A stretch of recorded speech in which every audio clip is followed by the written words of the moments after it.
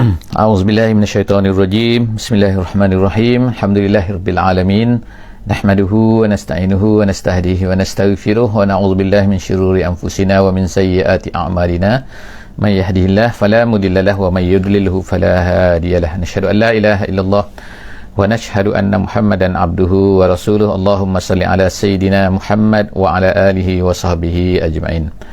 Alhamdulillah, bersyukur pada Allah Subhanahu wa taala. Salawat dan salam kita panjatkan kepada baginda Nabi sallallahu alaihi wasallam.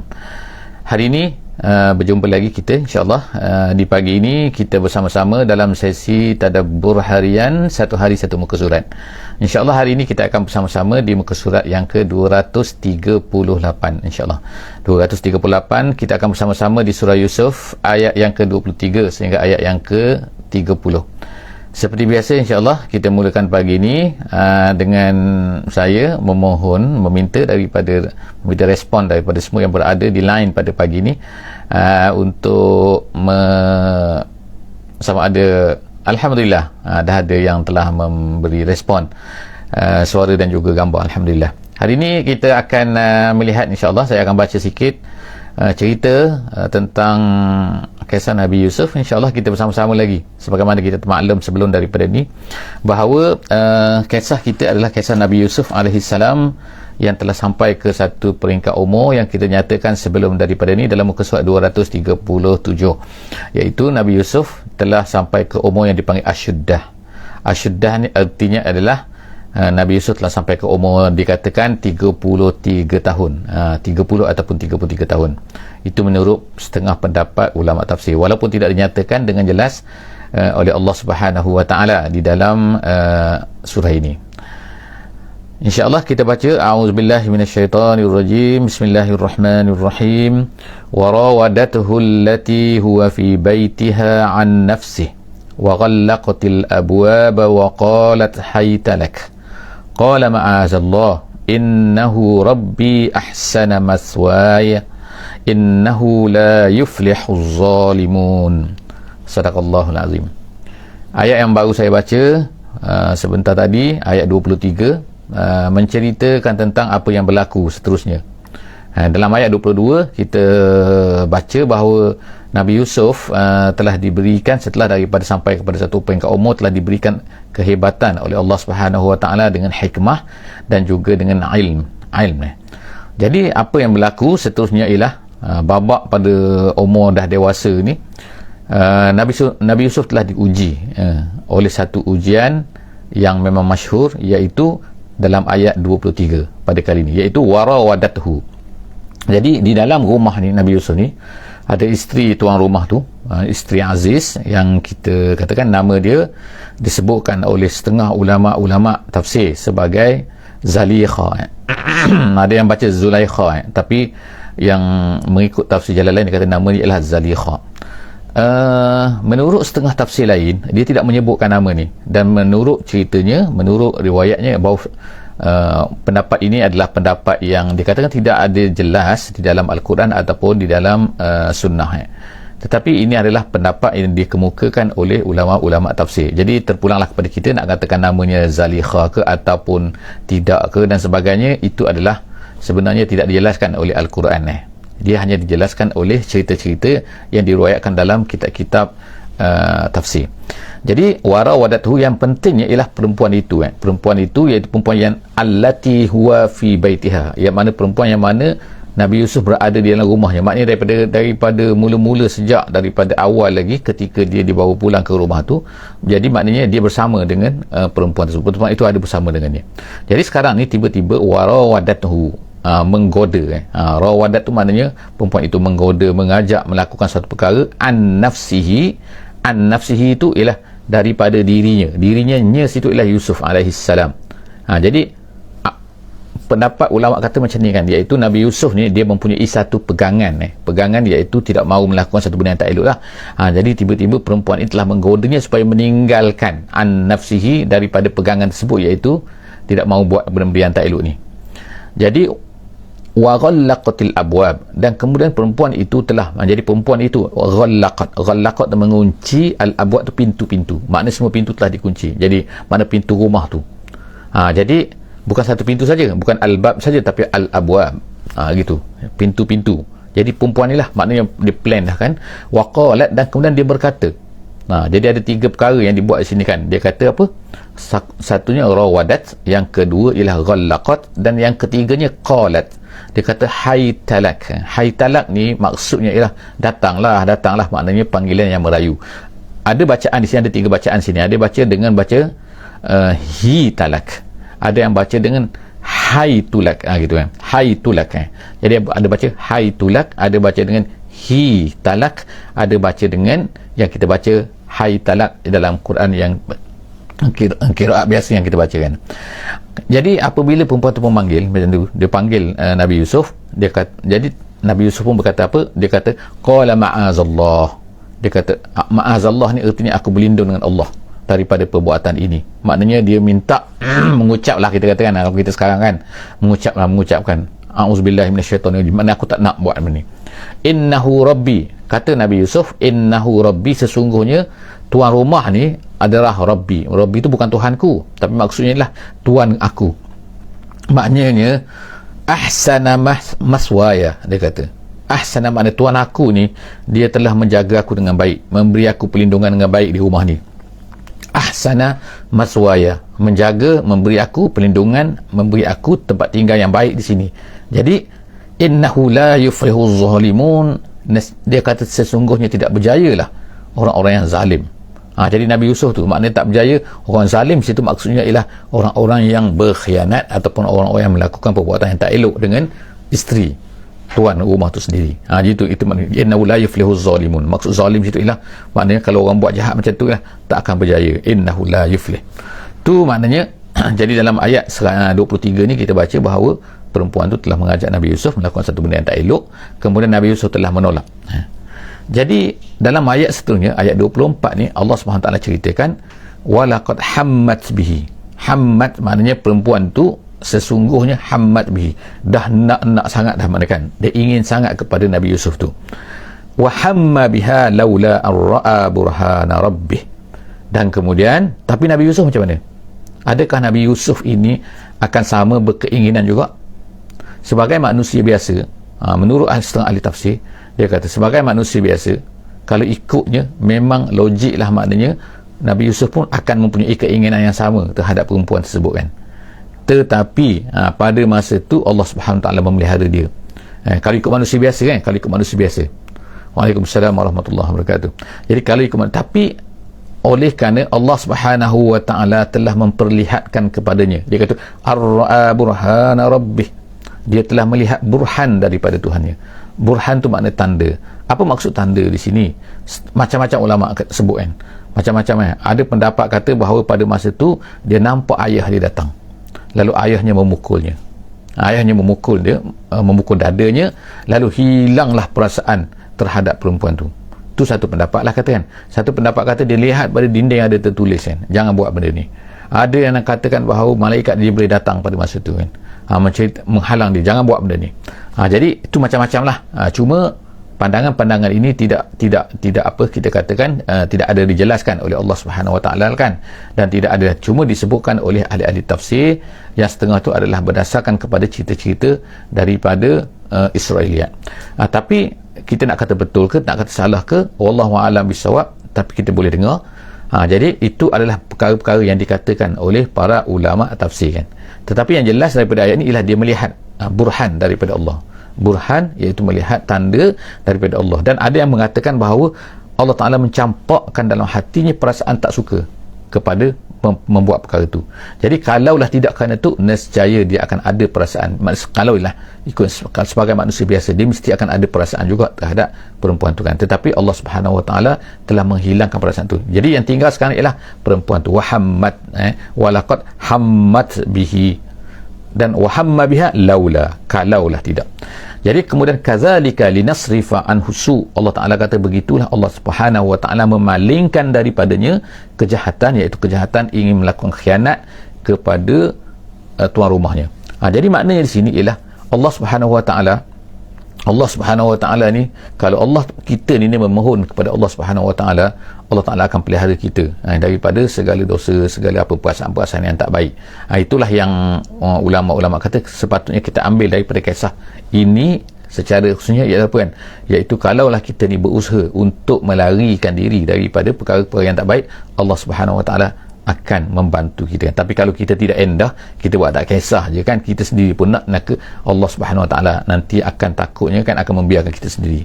Tak akan ada yang dikatakan burhan tadi tu kan. Burhan maknanya itu yang sebagaimana menurut setengah tafsir ulama, iaitu memalingkan, menjadikan hati itu tak ada keinginan untuk buat jahat tu.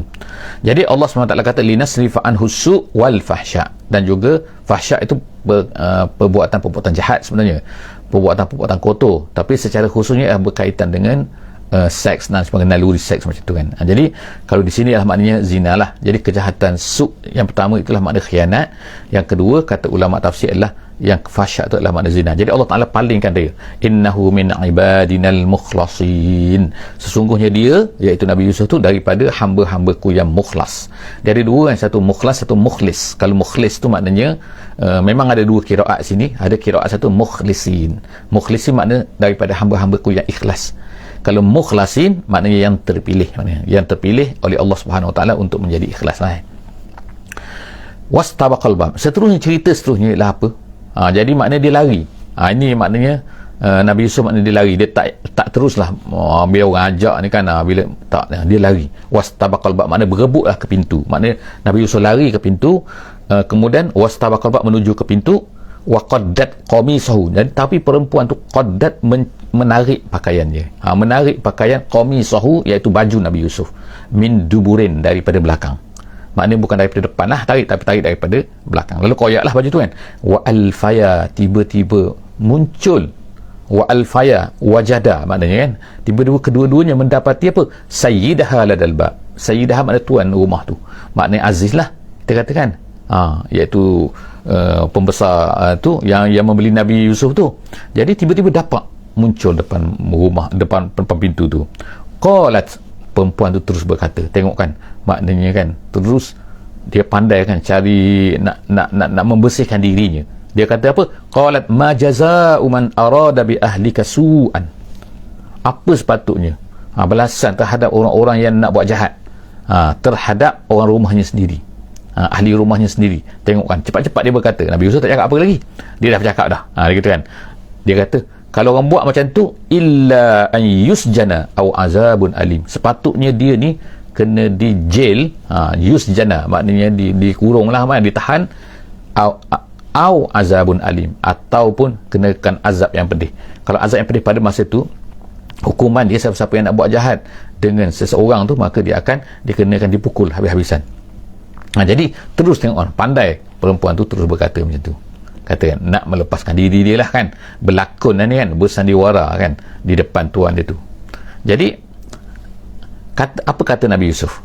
Adakah Nabi Yusuf tidak mempertahankan diri dia, tak bercerita apa-apa, senyap? Tak. Nabi Yusuf berkata pada masa tu, dia kata ayat yang ke-26, minta maaf tak bergerak kita. Okey, ayat 26. Qala, dia kata, qala hiya rawadatni an nafsi, dia kata, tak, Nabi Yusuf katakan, dia, hiya rawadatni an nafsi, dia yang menggoda aku. An nafsi maknanya untuk aku. Kalau kita baca yang tadi kan ayat yang tadi tu kan, ayat 23, iaitu maknanya dia kata untuk aku ni, supaya aku ni buat benda jahat ni, dia yang menggoda aku. Hiya rawadatni an nafsi. Jadi pada masa tu maknanya ada dua kata-kata lah kan. Satunya kata-kata perempuan tu, maknanya secara tak langsungnya dia kata perempuan tu menuduh Yusuf lah yang jahat kan sekarang ni kan, yang nak buat benda jahat ni. Sekarang Nabi Yusuf kata tak, dia yang nak ajak aku buat benda yang jahat ni. Kemudian pada masa tu makna saksi tak ada kan. Tiba-tiba wasyahida syahidun min ahliha, tiba-tiba wasyahida syahidun maknanya tiba-tiba adalah telah bersaksilah seorang saksi, syahidun min ahliha, daripada family dia sendiri. Mana family tu? Di mana pula muncul family tu kan? Jadi macam-macam pendapat di sini kan. Tetapi dalam tafsir jalan lain dia sebut, dia kata pada masa tu ada seorang budak kecil dalam buaian pada masa tu. Budak itu adalah merupakan sepupu kepada perempuan tu, Zalikha ni. yang dikatakan kalau nama dia Zulaikha lah kan. Jadi dia sepupu kan, jadi dia ada kat situ. Kalau ikutnya budak kecil kan, mana boleh kira kan, tapi tiba-tiba budak kecil tu bercakap. Itulah dia kata wasyahida syahidum min ahliha, lalu seorang syahid, seorang saksi daripada keluarga perempuan tu sendiri telah menjadi saksi. Wasyahidah syahidum min ahliha, lalu dia kata apa? Dia kata in kana qamisuhu, dia boleh bercakap, dia kata in kana qamisuhu. Ini satu pendapat lah kan, kata budak ni kan, budak dalam buaya ni. Jadi dia kata kalaulah pakaian, budak tu bercakap, dia, kalaulah bajunya, baju Yusuf tu qamisuhu makna baju Yusuf itu kudda, kudda tu makna koyak, min kubulin, daripada depan, mana sebelah depan, makna fasadaqat, perempuan tu betul. Mana kalau koyak daripada bahagian depan, mana perempuan tu betul. Tetapi wahuwa minal kazibin, maknanya Yusuf ni penipu. Sekarang sebab kan jadi tengah Aziz ni, Aziz pembesar ni tengah mana satu betul ni, mana satu betul ni kan. Kemudian dia kata, kemudian ni budak ni kata lagi kan, budak ni kata wa in kana qamisuhu, tetapi kalau baju dia tu kudda min duburin, koyak daripada sebelah belakang, maknanya dia kata qala innahu min kaidikunna.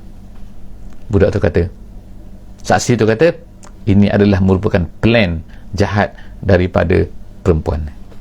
Jadi dia kata inna kaidakunna azim, dia kata sesungguhnya plan kamu memang hebat, memang besar, memang gitu. Jadi semua ni apalah kan, apabila dah cek baju tu, of course lah kan, koyak tadi daripada belakang. Jadi bila koyak tu tadi daripada belakang, maka sekarang ni sahlah apa, iaitu sebenarnya ialah yang tipunya adalah merupakan perempuan ni, bukannya Nabi Yusuf. Sekarang ni kalau ikut hukumannya, maknanya sekarang ni sepatutnya dihukum lah kan, tetapi oleh kerana menurut ahli tafsir kata, oleh kerana perempuan ni orang besar, dia tidak dihukum. Dan juga Aziz ni pula ni kan, ini isteri dia, takkan nak hukum kan, kalau ikut cerita ni kan, begitu kan. Jadi macam mana nak buat ni kan, isteri dia dah buat jahat dengan ni kan, dah buat tak elok, tiba-tiba sekarang ni macam mana nak buat.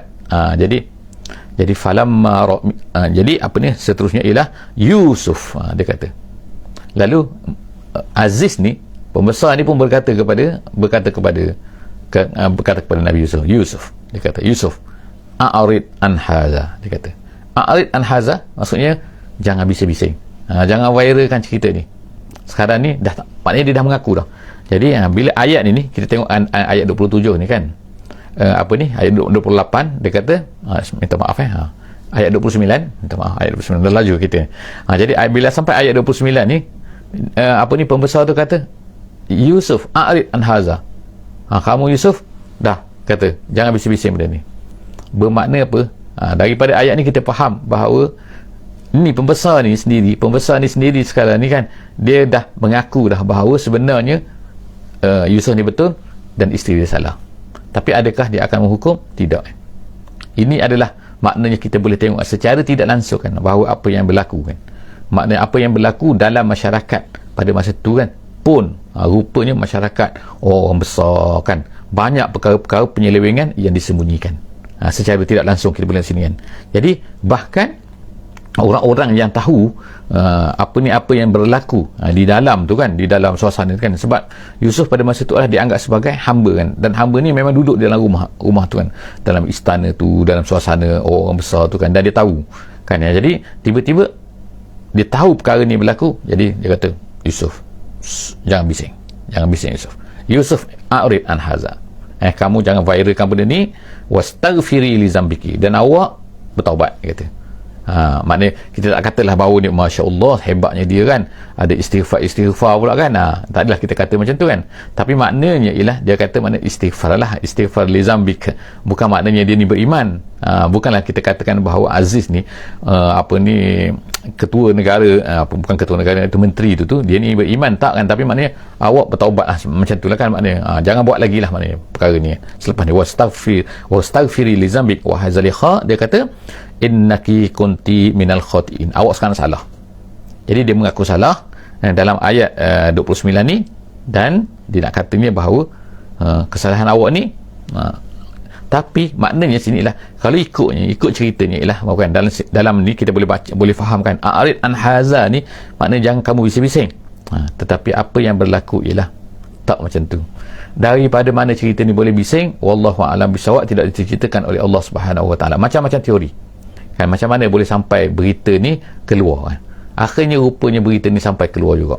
Jadi ini dikatakan oleh setengah-setengah ahli tafsir bahawa dalam masyarakat kelas atasan ni, jadi mereka ni adalah kan majlis-majlis mereka bercerita-cerita hin-hin macam ni sini, akhirnya viral juga. Maknanya zaman tu tengok kan, zaman tak ada TikToknya, zaman tak ada IG-nya, zaman tak ada apa pun, cerita ni pun boleh viral. Tengok kan cerita tak elok ni kan, jadi viral lah cerita tu. Jadi bila sampai cerita ni, maknanya di kalangan masyarakat atasan ni sama-sama ni, mereka ni ada maknanya majlis perempuan-perempuan dah, mereka dengan isteri-isteri orang besar ni. Jadi mereka bercerita sama-sama mereka, lalu cerita ini telah sampai kepada rakan-rakan Zulaikha ni, rakan-rakan perempuan isteri ni yang lain ni. Jadi apa cerita dia? Wa qala niswatun fil Madinah. Lalu bercerita-ceritalah niswatun fil Madinah. Perempuan-perempuan yang berada di bandar tu. Bandar tu maksudnya ialah di bandar negeri Mesir tu. Di bandar negeri Mesir tu. Jadi Imra'atul Aziz, apa cerita dia? Cerita yang berlakunya ialah, apa cerita yang tersebarnya ialah apa? Imra'atul Aziz turawidu fataha. Turawidu, perkataan tadi yang rawadat turawidu fataha. Jadi mereka bercerita apa? Dia kata, oh ini dia kata ni isteri Aziz ni dah menggodakan Fatah tu maksudnya pemuda, tapi maksud sini ialah maksudnya hamba lelakinya. Jadi maknanya pada masa tu ialah satu lemrah lah, iaitu hamba-hamba lelaki tu ramai yang berkhidmat lah di di dalam rumah-rumah orang besar pada masa tu kan. Jadi tiba-tiba dia kata, oh Imra'atul Aziz turawidu fataha, isteri Aziz ni telah menggoda budak dia sendiri, an nafsihi. Jadi kita tengokkan perkataan an nafsihi banyak kali ulang kan, Allah SWT ulang kan. Jadi sebab tu ahli tafsir kata, yang saya sebutkan tadi apa kan, bahawanya di dalam an nafsihi dia disebut an nafsihi, daripada dirinya. Perkataan daripada dirinya itu memberi hint bahawa sebenarnya ialah Nabi Yusuf tak suka benda tu. Pegangan dia ialah dia tak suka untuk melakukan benda tu, tapi tiba maknanya perempuan ini menarik dia daripada supaya tinggalkan apa yang dia tak suka ni. Dia tak suka buat jahat ni. Janganlah apa kamu ni sangat baik sangatlah, jadi nak ajak dia tinggalkan benda tu. Jadi itulah maksud dia an-nafsihi. Lalu dia kata, ni apa lagi viral ni kan, viral kan. Nombor satunya ialah Imra'atul Aziz turawidu fataha an-nafsihi, supaya kemudian yang kedua qad syaghafaha hubba. Dalam bahasa Arab ni syaghafa ni maknanya melitupi, maknanya melindungi, mengelilingi, ataupun hubba ni ialah cinta. Jadi kalau ikutnya maknanya kita kata sini dalam ayat ni syaghafaha hubba ni maknanya tak ada lah, dia tak fikir lain maknanya.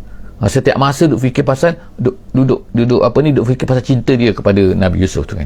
Maknanya duduk berangan-angan pasal syaghafaha, dikelilingi oleh tak boleh fikir lain dah, tak ada benda lain dalam kepala dia tu kan, duduk berpusing-pusing kan tentang dia dengan Nabi Yusuf tu.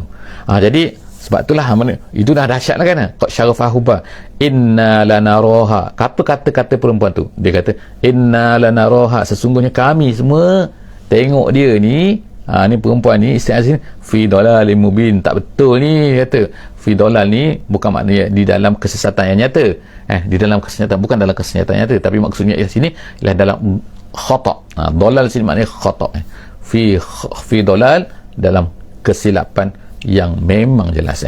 Jadi itu adalah ayat yang sempat kita baca pada pagi ni. Masya Allah kan cerita dia kan. Jadi kita laju-laju sikit kan, cerita dia kan. Adalah sebenarnya dalam cerita Nabi Yusuf ni ada riwayat-riwayat daripada Israiliyat yang sangat banyak kan. Jadi sebab itulah maknanya bila kita baca cerita ni, terutama cerita lah kan, oleh kerana cerita yang ada dalam Al-Quran ini ada juga cerita-cerita ini yang terdapat di dalam buku-buku orang-orang Israiliyat ataupun buku-buku Taurat juga masih ada. Jadi sebab Nabi Yusuf ni adalah salah seorang daripada Nabi, dikira sebagai Nabi daripada kalangan Israiliyat mereka kan. Jadi oleh kerana itulah maka banyaklah cerita-cerita. Jadi sebab itulah cerita-cerita yang ditokok tambah sana sini di dalam Israiliyat ni kadang-kadang banyak di dalam buku-buku kita. Jadi kadang-kadang kita ni tak perasan ni. Kadang-kadang benda tu adalah sebenarnya tak disebutkan oleh Al-Quran pun. Jadi oleh kerana itu kita ingatkan sekali lagi bahawa cerita Nabi Yusuf ni adalah hanya satu saja di dalam Al-Quran, iaitu dalam surah Yusuf, dan satu lagi disebutkan oleh Allah SWT hanya sepintas lalu saja. Di dalam mana? Iaitu dalam surah Ghafir. Jadi ada dua kali saja, iaitu dua tempat Allah SWT sebutkan tentang Nabi Yusuf ni. Yang pertama ialah di dalam surah Yusuf ni yang full cerita tentang Nabi Yusuf, dan yang keduanya ialah dalam surah Ghafir. Hanya sepintas lalu, bukan cerita kisahnya dengan banyak, sikit-sikit, sangat-sangat sikit. Jadi oleh kerana itu, apa yang diceritakan oleh Allah SWT dalam surah Yusuf ini, itulah sebenarnya pegangan kita, dan yang penting ialah dia menjadi apakah apakah pengajaran yang kita boleh ambil daripada perkataan-kata Allah Subhanahu Wa Taala dan surah Yusuf. Bukannya kita ni ambil cerita-cerita yang tak seronok-seronok kan, maknanya sedap, nak menyedapkan cerita kan, tu tambah sana tambah sini. Jadi itu adalah merupakan perkara, even nama pun kita tengok tak disebutkan oleh Allah Subhanahu Wa Taala di dalam surah Yusuf ni, melainkan dua nama saja, iaitu Nabi Yaqub alaihissalam dan juga Nabi Yusuf alaihissalam. Setakat itulah saja insya-Allah untuk pagi ni. Moga-moga kita jumpa lagi di dalam sesi akan datang. Qul qauli hadza wa astaghfirullahal azim li wa lakum wa billahi taufiq wal hidayah. Wassalamualaikum warahmatullahi wabarakatuh. Bismillahirrahmanirrahim. Wal 'asri innal insana lafi khusr illa allazina amanu wa amilus solihat wa tawasaw bil haqqi wa tawasaw bis sabr.